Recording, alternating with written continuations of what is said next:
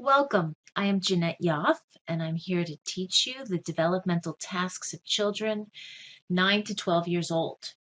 And between the ages of 9 and 12, children do register the meaning of adoption, and this can bring about harder questions and more complex emotions, which we will be going through in this module. So we're going to take you into the minds of preteens, and I'm going to offer you advice for talking with them so that you feel more equipped, more confident as a parent of an adopted child. So please sit back and relax, and I welcome you to the developmental tasks of children ages 9 to 12. In this Module 4, we're talking about the developmental challenges and experiences for adopted children aged 9 to 12. So, Jeanette, what might we see with kids this age? Well, we talked about 0 to 5, that kids are just curious. They want concrete answers to concrete questions. Then we have the 6 to 8, where they're being more curious. They're thinking more about their identity. Where do I fit? Where do I belong? Now we're in 9 to 12. 9 to 12, the brain has developed a little bit more, it has more structure to it, there's better functioning. And what happens for this age group is they begin to ask and think more abstractly, where they start beginning to ask, why was I adopted? So the why questions come at this stage. Also with this stage, the kids, because they're more sophisticated in their ability to talk about their feelings and experiences and thoughts, they're more able to deeply feel the losses connected to that early separation from their first mother. So they're more emotional. So, what intervention strategies can parents and teachers and professionals use to help these kids deal with these feelings that might arise? Well, I have 3 videos. The first video is how to talk with your child in this age group so they feel held, heard, and validated in their experience. Very important. Okay. I also have a video called Just Breathe, which teaches kids mindfulness when they're having their big feelings. So mindfulness tools. And then the third video is helping them create something called a feeling snow globe that identifies and externalizes all of these feelings that they're feeling at this time. Beautiful. And when does it get to a point sometimes where parents really need to seek therapy? Well, when your child is shutting off or shutting down emotionally and not able to articulate how they're feeling or thinking, they really need some extra support, professional helping them sort through and make sense and organize all these aspects up to this point in their life. So they would benefit from sitting and talking with an adoption competent professional who understands all of these dynamics. Okay, good. So let's now watch these 3 videos that you created to really help and assist children age 9 to 12 with some of these things and some of these feelings that they might be experiencing. Ready? Yes. Yep. Let's Okay. go.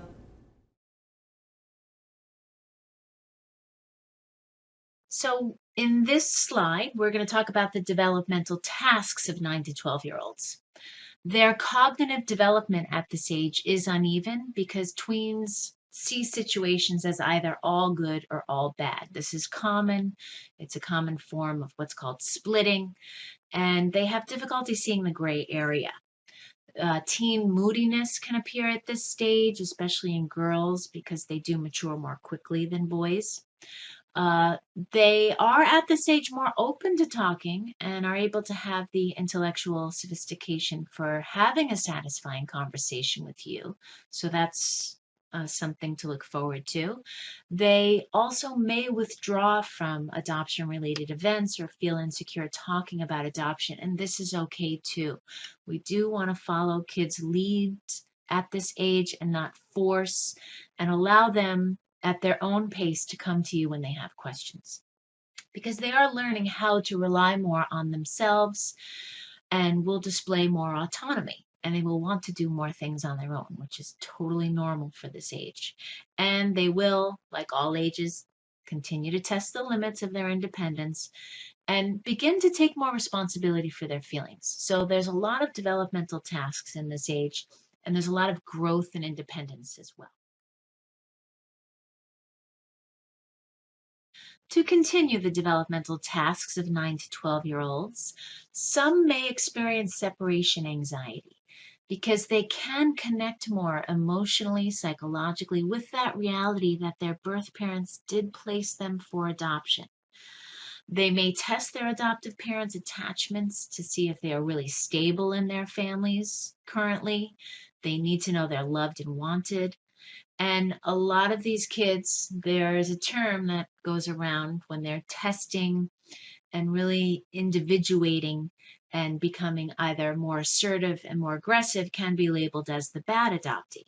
However, other children at this age do the opposite and can exhibit extreme compliance in the hope that they can be guaranteed that love and security, coined the term the good adoptee. Now, I'm not suggesting you talk to your child as the good adoptee or bad adoptee, but this is a common terming of that split that children at this age do. They're either all good or all bad in exhibiting in their behavior. Their questions at this age are more abstract and their emotions much more complex. They are also going through puberty, which makes them more emotional. They can identify their birth family loss more readily too, and their grief will appear more. It will be amplified towards other kinds of losses. So just expect that, know that, and be there to help hold their grief and help them work through their grief. And this is a lifelong process, and know that it's normal and it's a very important part of their healing and growth. So for this age, 9 to 12, here are common losses that they are coming to terms with, because their brains are thinking more abstractly, so they're asking more why questions and seeking new meaning in their stories and what they have experienced. So the first loss is the loss of their biological family. That why couldn't they keep me is a very driving question at this age. There's also a loss of being a normal family, which is there is not a norm today. Families are so different today and formed in so many different ways. However, they are coming to terms with, I wish we could be like other families. So there's a new understanding that we are different and we were formed differently. There is a loss of status, that because I was adopted, will I be teased because of this experience? That I'm not like other people. I have come into the world like all babies do. However, I have a different experience. So there's more questioning. Is this something that I will be hurting with throughout my life? How will I learn how to express, identify, and communicate my experience? There may also be a loss of identity, not knowing, or if you don't have photographs of their birth families, and they are not in contact with any siblings, they will be very curious about, who do I look like? Where did I get my eye color from? Loss of who am I and where do I come from? So there can be loss of cultural history, religious identification. So that loss is connected with identity. Who am I and where did I come from? There may be a loss of connection that they're coming to terms with, wanting to be with other kids like themselves. I need to be friends with other adoptees, which is very healthy and important and helps them make greater sense that they are not alone on this experience, that there are many other adoptees out there. Really good for them. Loss of race or culture. It's very important that they do and are able to see others like themselves from their race, from their culture. So they will be coming to terms with, if they do not have this experience in their life, being mirrored in their community, they will need to see others who look like them. So these are common losses for children this age. So what do parents need to do at this age? reassure, validate, and repeat. I cannot tell you this age group, it's about building self-esteem. They need to know that they are loved. You can tell them many, many times. Some kids, it takes a lot of repetition for them to internalize love. So they need to know you are loved, you are lovable, you are valuable, you are worthy. You are worthy is a very, very important piece because it connects to that feeling of, well, if there must have been something wrong with me if my birth mother could not keep me, that they feel invaluable, unworthy, and it has nothing to do with that. They have always been worthy. And so it's very important to help them make sense of separating themselves from their experience. They are worthy regardless of what happened to them. So they do need to hear that often. And one thing that I tell parents a lot is you're not going to create a narcissist. Children with separation and attachment loss need a lot of reassurance that they are loved, they are connected, they are valuable. So you will not be creating a narcissist. There's a part of them that just doesn't believe it, so they need to hear it more often than most. You are attractive. They need to know that people are attracted to them. You are as deserving as everyone else. You are smart and capable. You can make and keep friends. You have common traits with your peers and family. You are loved for who you are, not what you do. These are parenting messages that I'm including in this training because it's very important for this age group to hear this, internalize this, and feel this as part of their world so that they can, in essence, once they have and feel this compassion for themselves, about themselves, this love, they can then, in essence, give that love and respect and value and worth to others. So, talking strategies for this age. Ask open-ended questions, not yes or no.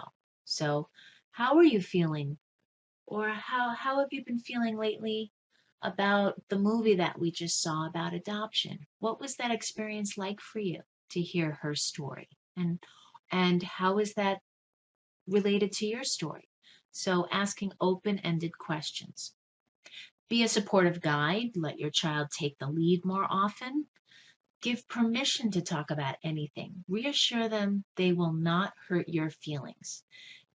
Give them relief in knowing the door is open. It is common for some adoptees to feel guilty about talking about their birth families or their feelings towards their birth history, their story, because they don't want to hurt their adoptive parents' feelings. So reassure them that they will not hurt your feelings. If you are getting triggered when your child does talk about adoption, I highly recommend you talk to an adoption competent therapist or another peer adoptive parent to work through what is being triggered for you, because it can sometimes trigger your own loss if you are also experiencing your own grief and loss related to infertility. Hearing your child's loss may trigger your own loss. So it's healthy to talk with someone and work through your own loss so that you can be there to hold and contain your child's loss. Reaffirm sameness and differences. Yes, we are both good at finding things. You must get your writing talent from your birth parents, or you may get your writing talent from your birth parents. So reaffirm sameness where you have a shared strength or vulnerability. Yeah, we both don't like to pick up spiders. Or, wow, you're different from us because you're really athletic and we're not athletic. I wonder if you got that experience, that strength from your birth parents. So again, reaffirming sameness and identifying differences. Accept your child's anger. And this is an easier emotion to display at this age than sadness. And you can verbally say, I understand you're angry at your birth mom. If you know, and you're angry at your birth mom for taking drugs and You've had to live in 4 foster homes. I understand you have so much to feel angry about. You can tell me about that. So encouraging, accepting, and identifying your child's anger. If you're not correct, they will tell you. But being open to your child's anger at this age is very important. Be physically affectionate. Cuddling now is very important because in the teen years, they will want to separate normally from you. So hugs are a form of connection, give us a sense of belonging, and strengthens all of our bonds. There is what I call the 30-second hug that I encourage families to do together. 30 seconds of hugging actually releases the um, hormone, which is called oxytocin, which is the hormone for love and bonding. So if you could embrace for 30 seconds and you can both count in your mind. Here is the anger wheel, which is a wonderful tool that I use with this age group because they do express more anger, which is a protection against other feelings, which are much deeper. So I like to identify when a child is exhibiting anger, if they can identify what's behind it. And then we go through this anger wheel and explore what they might be feeling sadness about, or fearful about, or frustrated, or guilty, or disappointed, or worried, or embarrassed, jealous, hurt, anxious, or shamed. So, really helping them categorize, reorganize, and identify what they're feeling behind their anger will help them have more emotional language, help them better articulate what they're feeling, because all of these feelings are quite complex and it does take a process. And at each new development, they will identify new feelings. So, providing them with this tool, and you can download this for free on google.com. Look up the anger wheel. You can print it out for your child, place it in their room, so they can have it as a resource to help them identify with themselves when they're feeling their anger, what's really behind it. Hi, I'm Jeanette, and I'm going to teach you what's going on in your brain. And let me tell you something, it's not just going on in your brain, it's going on in all of our brains. Our mom's brains, our dad's brains, our grandparents' brain, our sister, our brother's brains, even my brain. So let's look in our brains, okay? This is our spinal cord. This is the inside of our brain, the lower part, where we carry our feelings. And then this is the higher part, our thinking part of our brain. So let's open our brain and see what's going on inside, okay? So when we open our brain, you can see I have a little animal here. And I like to call my animal my little lion. You can call your animal part of your brain whatever you want. Snaky part, a bear part, whatever your favorite animal is.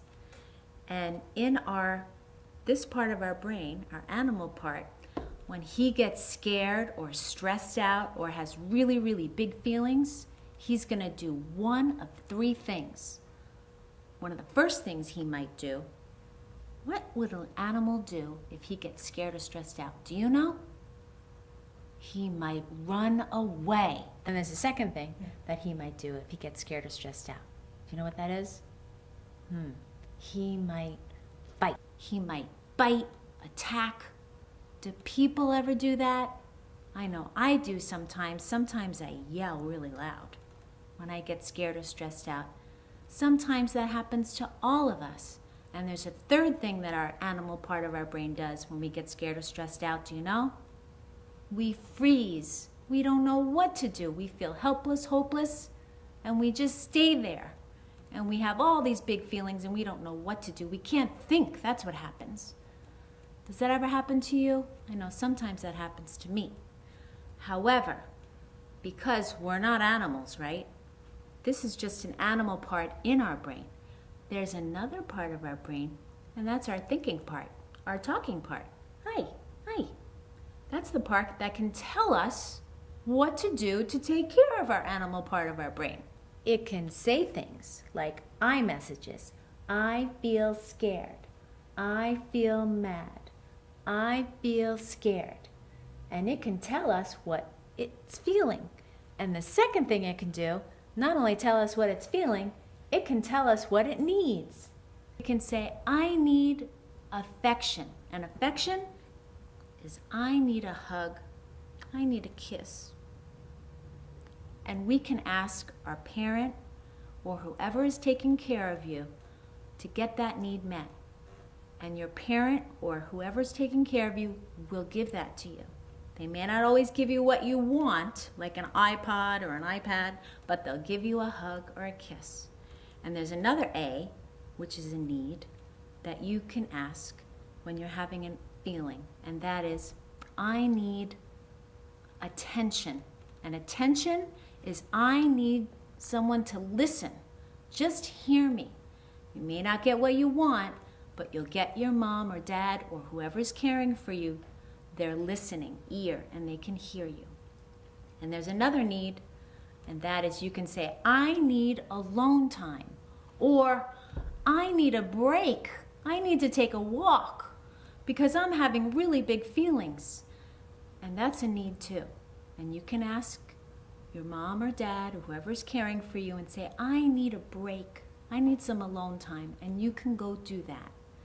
And that's the third A, and there's another A, and that is, I need appreciation. And do you know what appreciation is? It's somebody telling you you're doing a good job. And we all need that. I know sometimes I need that too. When we can name it, we can tame our animal part and give it love, safety, and feel secure. And we can all do it, and I do it, and I know you can do it. So good luck, and I'll see you soon. Bye.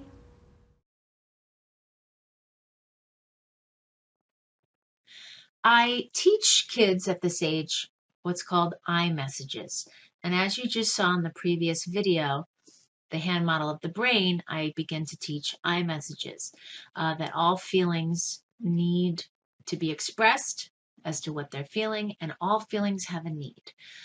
So teaching I feel, and all it is saying I'm feeling sad, the basic feelings, mad, scared, glad, overwhelmed. I'm feeling frustrated. I'm feeling angry. Whatever the feeling is, encourage them to name the feeling so we can tame the feeling. And once we name the feeling, we can tame it with a need, because all feelings have needs. So then saying, I'm feeling sad and I need. And there are 5 basic needs. They all start with the letter A, which is easy to remember. That will help them self-organize and learn to self-regulate. So A message, an A need could be autonomy. I need alone time. Another way of saying it, I need affection. I need a hug. I need a kiss. I need a pat on the back. I need attention. Attention is I just need somebody to listen to me. I need your listening. And in this need being met by parents for this age, I highly encourage parents to not give unsolicited advice or try to fix unless you ask first if that's what they need with whatever situation or feeling and situation that they're coming to you with. Just listen and ask them, how can I help you?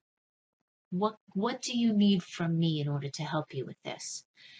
And if they don't know, you could, and you have a suggestion, you can say, well, I have an idea or I have a suggestion, and ask them, would you like to hear it?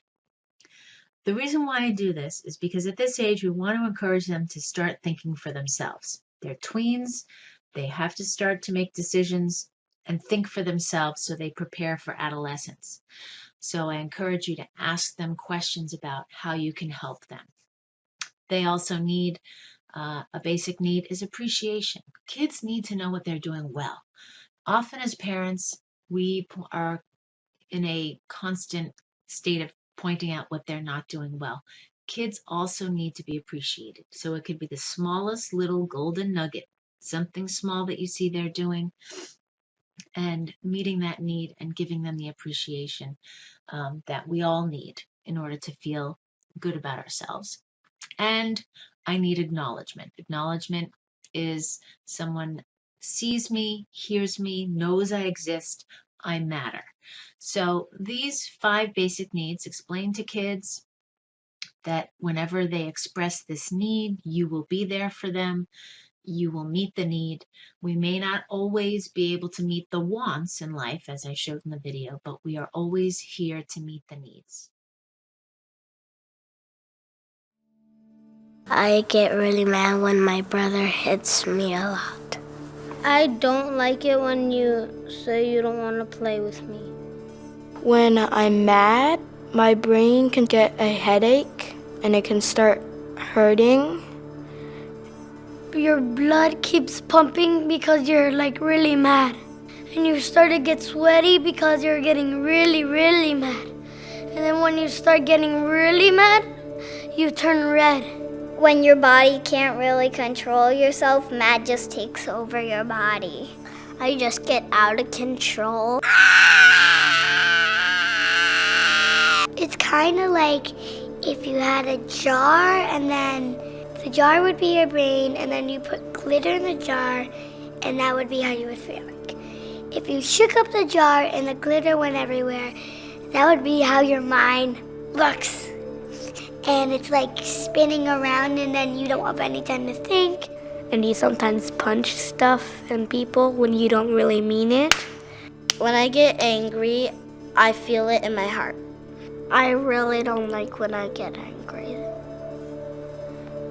The amygdala really reacts, but the prefrontal cortex tries to keep it down. When I feel like I want to, get really angry and yell, I just sometimes, take deep breaths. First you find.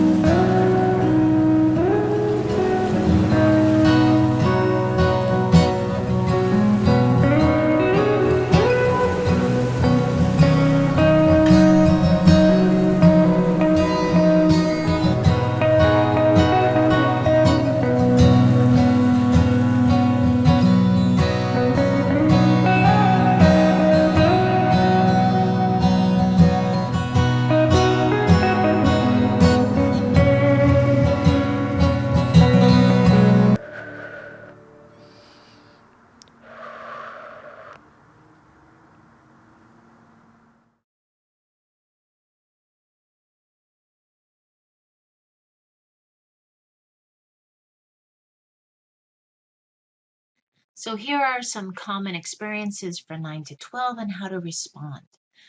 I hate it when people stare at us in restaurants is a common phrase for this age. And your response could be, well, sometimes people stare at us because they are not used to seeing a mixed race or different type of family, and they're curious. So it's acknowledge the differences, as difficult as it may be.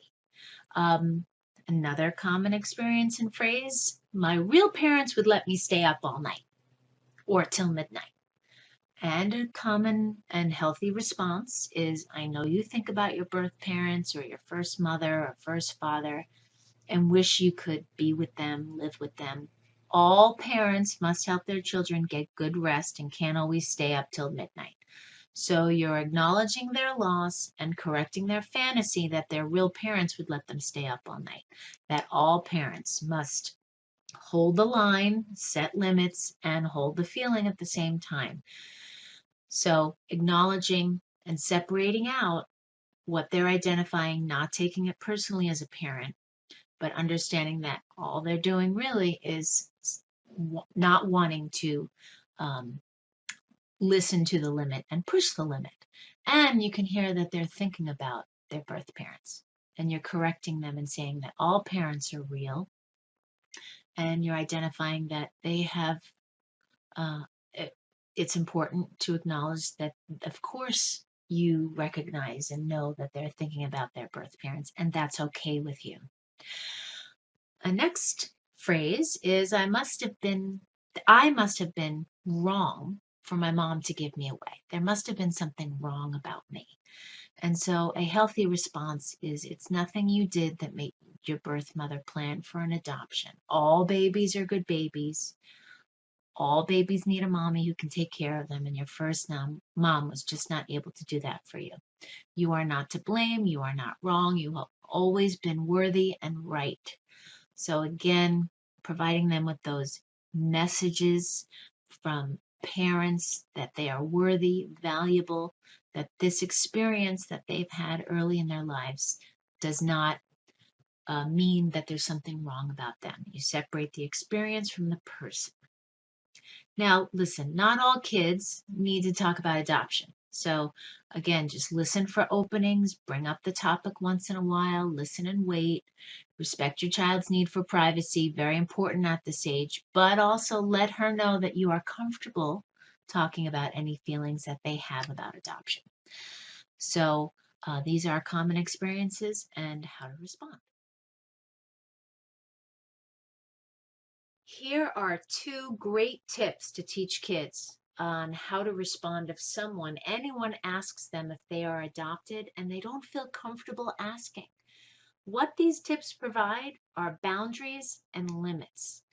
A lot of adoptees have difficulty. They either give their whole story or they shut off completely and put up a wall.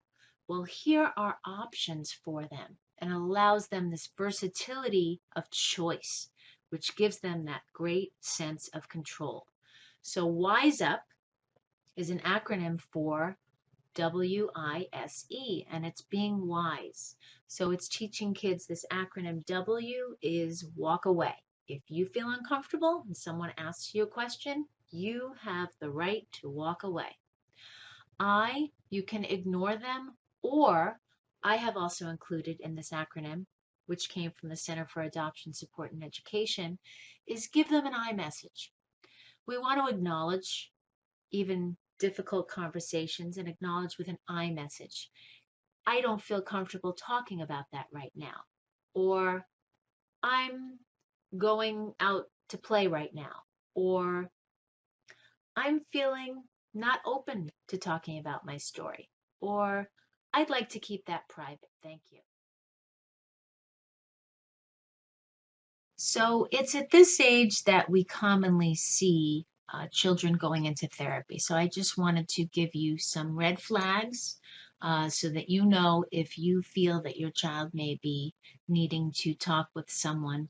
And I do recommend an adoption competent therapist who understands all of these complex pieces to being a family through adoption. So it's important to know when to seek therapy, and that is when your child exhibits not talking and avoids the topic of adoption altogether. They just may not feel comfortable talking about it with you, so you want to find an adoption competent therapist who they can talk to about, so they can start to have that dialogue. If they're threatening to leave home, they may be exhibiting that they're not feeling people understand them. They're not feeling connected. Threats like this, there's something going on internally. So you definitely want to find someone that they can talk to about what's happening inside of them. If they do show a lot of difficulty managing their anger, if they lose interest in activities that they previously enjoyed, that could be depression. if they are injuring themselves. A lot of teens today, tweens and teens, are doing cutting. It can be very scary for a parent, and know that there's help, there's treatment, and children do work through this injurious behavior. I've helped many kids through cutting. Depression, if you see, which can be sustained by prolonged negative mood and attitude, can be accompanied by a poor appetite, difficulty sleeping, or even thoughts or threats of death. I would definitely contact a professional if they're using alcohol or drugs to self-medicate. If they're showing opposition to authority, if they're having truancy, theft, or even vandalism, they do need some help. And challenging parental authority, I want you to know, is normal for this age. You are not the boss of me, is their mantra. So understand that's normal. It doesn't mean they need to go to therapy, but they are just beginning to understand that they have autonomy, they're gaining more skills, they're feeling more independent, and they're growing up. So I hope this video and module for the developmental tasks of children 9 to 12 years old has helped you better understand this age group. And I wish you all well in your journeys and your families.